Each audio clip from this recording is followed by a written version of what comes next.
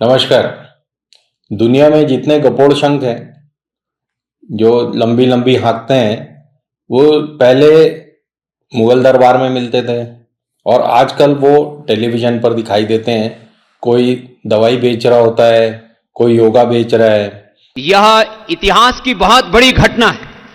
With in 3 days 69% patients का recover हो जाना, उनका पॉजिटिव से नेगेटिव आ जाना, यह शायद हो सकता है अभी भी कुछ लोगों को जिनका हाजमा डॉक्टर साहब ठीक नहीं, उनको शायद ये बात डाइजेस्ट नहीं हो रही होगी कि ये कैसे हो सकता है कि 3 दिन के अंदर 69% रोगी नेगेटिव हो जाएं और 7 दिन के अंदर 100% रोगी नेगेटिव हो गए। ये बहुत बड़ी बात है।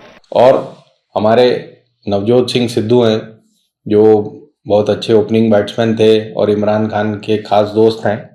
वो आजकल बता रहे हैं कि उनकी जो पत्नी है, उनका भी नाम नवजोत सिद्धू है, वो कैसे 4 स्टेज कैंसर से उबर गई और मात्र अपने डाइट प्लान चेंज करने से।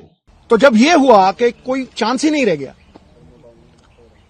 तो जो मैंने पढ़ा था, जो मैंने रिसर्च की थी, उसके जो कॉमन डिनोमिनेटर थे, मैंने अपनी बेटी को कहा, बेटा हम ये डाइट शुरू करेंगे। सवेरे उठते ही सबसे पहली चीज जो हमने फोकस की कि कैंसर को अगर गैप दो खाने में, शुगर नहीं दो, कार्बोहाइड्रेट्स नहीं दो, रोटी, तो कैंसर के सेल खुद ब खुद मरने लग जाते हैं। तो मेरा ऐसा मानना है कि सिद्धू को उन्होंने गलत करियर चॉइस कर ली। वो ये कपिल शर्मा की कॉमेडी में घुस गए और इधर उधर टेलीविजन वगैरह में कुछ कुछ करते रहे, कुछ कमेंट्री भी करते हैं। क्या बात है गुरु।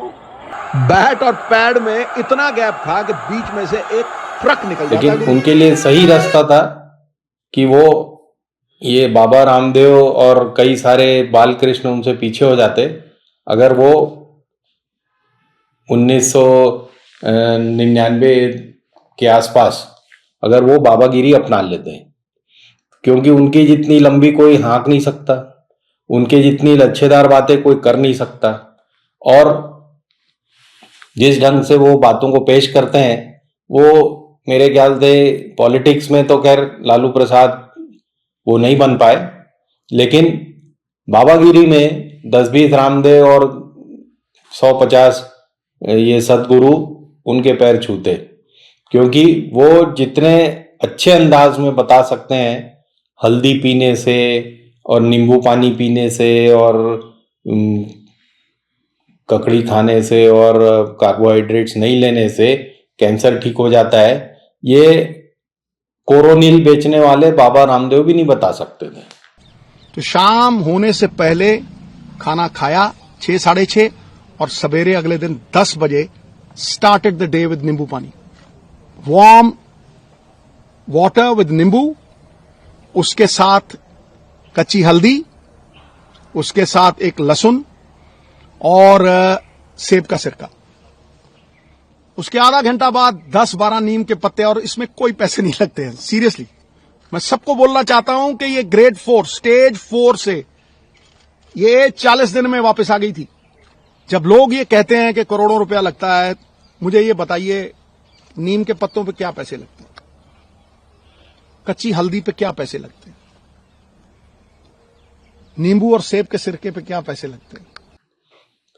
तो ये बात सत्य है कि नवजोत सिद्धू जो मिसेज नवजोत सिद्धू हैं वो ठीक हो गई हैं और इस सब के लिए उन्हें बधाई देनी चाहिए, लेकिन इस सब के पीछे उस महिला की अपनी जो इच्छा शक्ति है, कुछ जो उनको बहुत अच्छा ट्रीटमेंट मिला पटियाला में, दिल्ली में, चंडीगढ़ में, सरकारी खर्चे पे मिला, और उसके साथ अपना डाइट प्लान उन्होंने लगाया जो कामयाब रहा। इसका मतलब ये नहीं है कि जो कैंसर पेशेंट है वो अगर सुबह उठ के नींबू पानी पीने लग जाएंगे और रोटी चावल खाना छोड़ देंगे और ये हल्दी पीना शुरू कर देंगे और इस तरह की जितनी बातें माननीय सिद्धू जी ने बताई हैं, ऐसा करने से कैंसर को बढ़ने से रोका जा सकता है, क्योर नहीं किया जा सकता है। ऐसा क्योर हो सकता है, बहुत लोगों का कैंसर क्योर हो जाता है तो वो कहते हैं इस कारण से हुआ, उस कारण से। ये एक अपने इंडिविजुअल, अपनी एक विशेष जीवन शैली या आत्म बल की वजह से ठीक हो गया, वो बात मानी जा सकती है।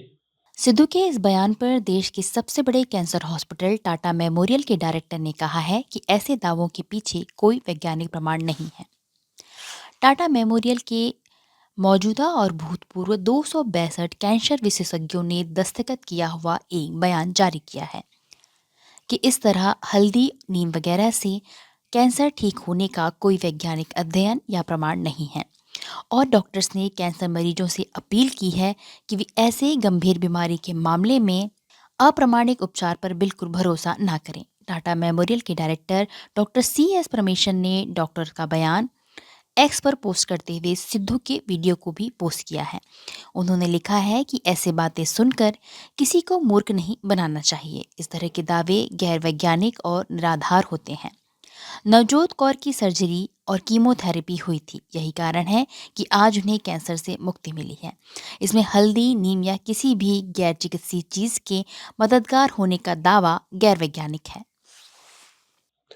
ऐसे भी अगर आप सुबह उठकर नींबू पानी पीते हैं, हल्दी पीते हैं, नारियल का पानी पीते हैं, कार्बोहाइड्रेट्स नहीं लेते, शक्कर नहीं खाते और एक सादा जीवन जीते हैं, तो आप वैसे भी स्वस्थ रहेंगे।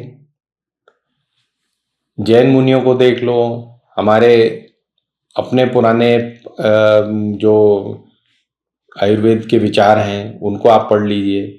स्वस्थ भोजन अगर आप करेंगे, बिना मसाले, बिना इसके फल फूल खाएंगे और जो हमारे फलों का रस और सब्जियों का रस सेवन करेंगे तो स्वस्थ रहना एक लाजमी चीज है। लेकिन बात माननीय श्री सिद्धू जी की है।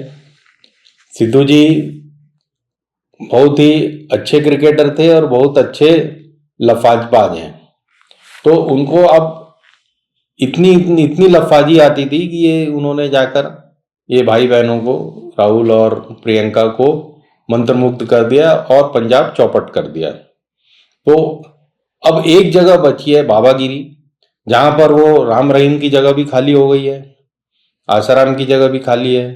तो नॉर्थ से जो पंजाब के अंदर अब वो जो क्रिश्चियनिटी की तरफ लोग बढ़ रहे हैं, उधर सिद्धू जी का ध्यान जाना चाहिए।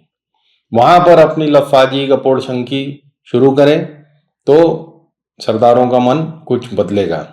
और ऐसा नहीं है कि उन्हें ये गुरु ग्रंथ साहब और वेदों पुराणों में भी बहुत कुछ ज्ञान है, सिद्धू जी को पढ़े लिखे आदमी हैं और प्राप्त कर सकते हैं। और अब वो 60 वर्ष के हो चुके हैं, उनको अपने अगले 1-2 दशक 3 दशक जो भी उनकी जिंदगी के बचे हैं उसको उन्हें बाबागिरी में बिताना चाहिए, ऐसा मेरा सुझाव है।